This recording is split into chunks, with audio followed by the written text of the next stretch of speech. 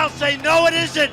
We have to keep winning. খবর সংযোগের সাপ্তাহিক হাইলাইটে আপনাদের স্বাগতম। We're going to win so much. আচ্ছা বলুন তো, একজন প্রেসিডেন্ট যদি বলেন তার কোনো আন্তর্জাতিক আইনের প্রয়োজন নেই, তখন কি হয়?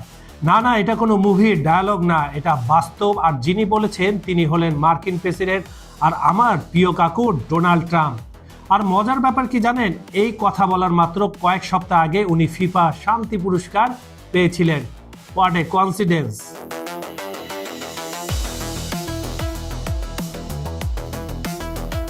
ভেনেজুয়েলা হামলার সঙ্গে শান্তি পুরস্কারের কি সম্পর্ক, কিভাবে জড়িত, খুব জানতে ইচ্ছা করছে আমার আর আপনাদের। চলুন তাহলে শুনে আসি। প্রেসিডেন্ট নিকোলাস মাদুরোকে অপহরণ করার পর নিউ ইয়র্ক টাইমসের সাংবাদিক যখন ট্রাম্পকে জিজ্ঞাসা করলেন, এটা তো আন্তর্জাতিক আইন ভাঙা হয়ে গেল, তাই না মিস্টার প্রেসিডেন্ট? ট্রাম্পের উত্তর কি ছিলেন জানেন? ট্রাম্পের উত্তর ছিল তার আন্তর্জাতিক আইনের প্রয়োজন নেই, তিনি মানুষকে আঘাত করতে চাচ্ছেন না। এটা আবার কি ধরনের কথা?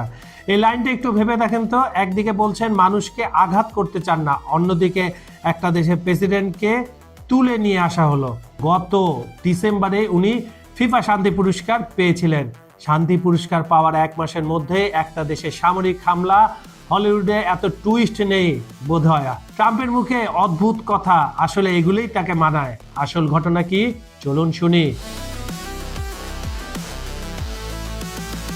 এখন প্রশ্ন হলো, এটা কি শুধুই ভেনেজুয়েলার ব্যাপার? উত্তর হলো নো। ট্রাম্পের ঘনিষ্ঠ উপদেষ্টা স্টিফেন মিলার সিএনএনকে বলেছেন, আর আমি কোট করছি, তার কথায় আমি কোট করে বলছি, আমরা একটি পরাশক্তি এবং প্রেসিডেন্ট ট্রাম্পের অধীনে আমরা পরাশক্তির মতোই বিহেভ করব। মানে সহজ কথাতে ভাই, আমরা যা চাই তাই করব, কেউ কিছু বলতে পারবে না, কেউ ঠেকাইতে পারবো না। এখন দেখুন এই সপ্তাহে কি ঘটেছে। নাম্বার 1, কলম্বিয়ার বামপন্থী প্রেসিডেন্ট ওস্তাভো পেত্রোর বিরুদ্ধে আবার সেই মাদুরোকে যে ইঙ্গিত দিয়েছিল, এখানে একই ইঙ্গিত দেওয়া হয়েছে। নাম্বার 2, ডেনমার্ক গ্রিনল্যান্ড দখলের হুমকি। এটা কি কোনো প্যাটার্ন দেখছেন? ট্রাম্প ভেনেজুয়েলা হামলার পর বলেছিলেন তারা দেশটি পরিচালনা করবেন এবং তাদের তেল ব্যবহার করবেন। অবশ্যই তেল ব্যবহার করে তাদের দিবে, ভেনেজুয়েলাকে দিবে, কিন্তু শর্ত হচ্ছে ভেনেজুয়েলাকে সে অর্থ যাদের জিনিসপত্র কেনেন মেড ইন আমেরিকা থেকে কিনতে হবে, আমেরিকার জিনিসপত্র কিনতে হবে। সোজা কথা, তারা আক্রমণ করবে, দখল করবে আর সম্পদ নেবে, কোনো আইন মানার দরকার নেই। আর এইগুলো করা হচ্ছে পৃথিবীর শান্তির জন্য তাদের ভাষায়। এবং সবচেয়ে ভয়ঙ্কর ব্যাপার হলো ভেনেজুয়েলার নতুন অন্তর্বর্তী প্রেসিডেন্ট ডেলসি রদ্রিগেজকে উনি সরাসরি হুমকি দিয়েছেন। কি বলেছেন? তিনি যদি সঠিক কাজ না করেন মাদুরের চেয়েও বড় মূল্য তাকে দিতে হবে। মাদুরকে তুলে আনছে, একে কি করবে গড নোস। মানে হলো আমরা তোমার দেশ দখল করেছি, এখন আমাদের কথা শুনবে, না হলে ... ট্রাম্প কি পুতিনকে নিয়ে কিছু একটা করতে চাইছেন? কি ইন্টারেস্টিং, শুনে আসা যাক। শোনার আগে বলছে, আমি যে শুরুতে বলছিলাম 2টা মাইন্ড ব্লোবিং তথ্য রয়েছে, তার মধ্যে এটা হচ্ছে প্রথম। মার্কিন প্রেসিডেন্ট ডোনাল্ড ট্রাম্পের সাম্প্রতিক কূটনৈতিক ও সামরিক পদক্ষেপ ঘিরে প্রশ্ন উঠেছে, পরবর্তী টার্গেট কি রুশ প্রেসিডেন্ট ভ্লাদিমির পুতিন? কিন্তু আমরা তো জানি পুতিন আর ট্রাম্প মামু আর কাকু, খুব ভালো সম্পর্ক। তাদের দেশের মানুষজন বলে যে দুইজনে খালি ডিল খেলা করে, একজন ইউক্রেনের ডিল করতেছে, একজন ল্যাটিন আমেরিকা ডিল করতেছে, তাহলে এখানে হইলোটা কি হইলো জানার তো দরকার নাকি? ভেনেজুয়েলা ও ইরান ইস্যুতে সরাসরি শক্তি প্রয়োগের পর এবার রাশিয়ার তেলবাহী জাহাজ জব্দ, এটা জানি গত 2 দিন ধরে খেলা হইতেছে আন্টার্কটিকায়। এবং নতুন নিষেধাজ্ঞার হুমকি, ওয়াশিংটন মস্কো উত্তেজনা বাড়িয়ে দিচ্ছে। ট্রাম্প প্রশাসন তাদের ভাষ্যে আইনের চেয়ে জাতীয় স্বার্থ প্রাধান্য পাচ্ছে, যা আন্তর্জাতিক পরিসরে উদ্বেগ তৈরি করছে। বিশ্লেষকরা কি বলছেন? ইউক্রেন যুদ্ধ, রুশ জ্বালানি রপ্তানি ও নিষেধাজ্ঞা এড়িয়ে চলার অভিযোগকে কেন্দ্র করে পুতিনের উপর চাপ আরও বাড়তে পারে। তার মানে নিশানা ঠিক জায়গায় ট্রাম্প কাকু লাগাইছে। তবে সরাসরি সংঘাতে যাওয়ার ঝুঁকি এখনই কম নয়। গ্রিনল্যান্ড আবার কি শুরু করলো? কি যে হচ্ছে চারদিকে, উফ, আর ভাল লাগে না। এখন আসি গ্রিনল্যান্ড প্রসঙ্গে। ট্রাম্প বলেছেন গ্রিনল্যান্ড তিনি কিনতে চান। তিনি দ্বিতীয় দফা ক্ষমতা আসার পর এটা বলেই যাচ্ছেন, প্রয়োজনে সামরিক শক্তি ব্যবহার করবেন, এটা নতুন খবর। এখন মজার ব্যাপার হলো গ্রিনল্যান্ড কিন্তু ডেনমার্কের অধীনে, তাদের স্বায়ত্তশাসনের অধীনে।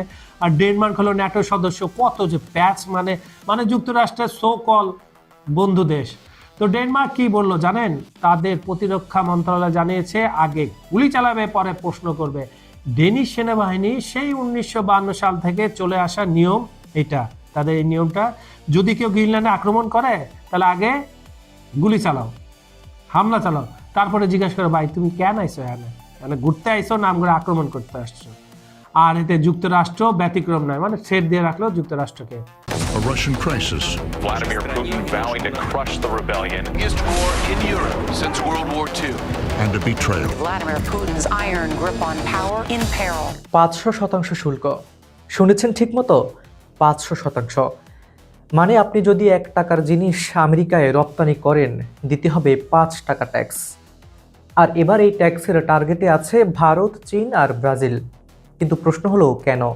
আর এর সাথে ভেনেজুয়েলার প্রেসিডেন্টকে গ্রেপ্তার আর রাশিয়ার জাহাজ জব্দের কানেকশনটা কি? এটা শুধু একটি দেশের গল্প নয়, এটি অয়েল, পাওয়ার আর পলিটিক্সের এক বিস্ফোরক মিশ্রণ। 3রা জানুয়ারি 2026 ট্রাম্প সরাসরি ভেনেজুয়েলায় মিলিটারি স্ট্রাইক করলেন। হ্যাঁ, আপনি ঠিকই শুনছেন, সরাসরি বোমা। আর তারপর প্রেসিডেন্ট নিকোলাস মাদুরো ও তার স্ত্রীকে গ্রেপ্তার করে নিউ ইয়র্কের ব্রুকলিনে নিয়ে আসা হলো। এখন মজার ব্যাপার হলো, অভিযোগটা কি? Drug trafficking.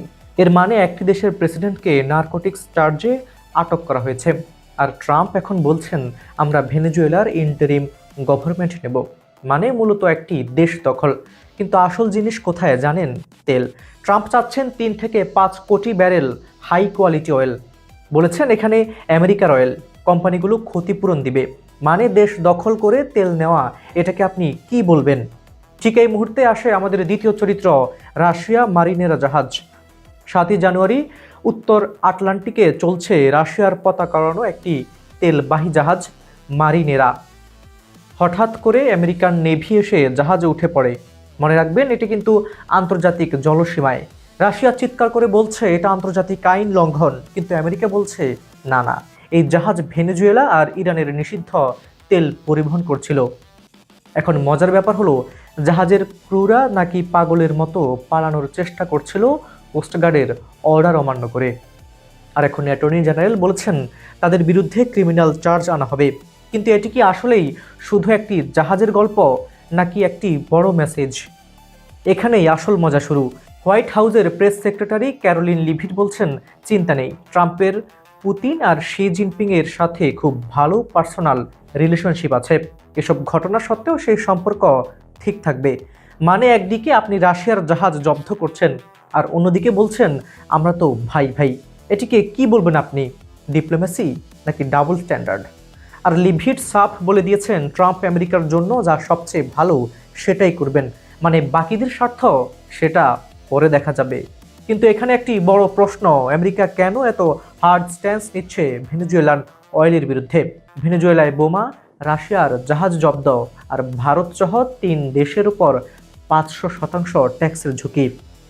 সবকিছু মিলিয়ে একটি বিশাল জিও পলিটিক্যাল ড্রামা। এখন প্রশ্ন আপনাদের কাছে, আপনি কি মনে করেন ট্রাম্পের এই পলিসি সঠিক, নাকি এটি বিপজ্জনক? কমেন্টে আপনার মতামত জানান। সুপ্রিয় দর্শক, ভিডিওটি ভালো লাগলে লাইক দিন, সাবস্ক্রাইব করতে ভুলবেন না, কারণ আমরা আনবো আরও রাজনীতি থ্রিলার মিক্সড আপডেট। বিজ্ঞাপন ও প্রমোশনের জন্য ডেসক্রিপশনে দেওয়া নাম্বারে যোগাযোগ করতে পারেন। খবর সংযোগের ভিডিওগুলো আপনারা পৃথিবীর কোন প্রান্ত থেকে দেখছেন, Bangladesh, Bharat, America, Europe, UK, মধ্যপ্রাচ্য, যেখান থেকেই দেখুন না কেন, আমরা আপনার মতামত শুনতে চাই। আজ এই পর্যন্তই। কাজল হায়দারের রিপোর্টে হাবিবুর রহমান নিশান, খবর সংযোগ।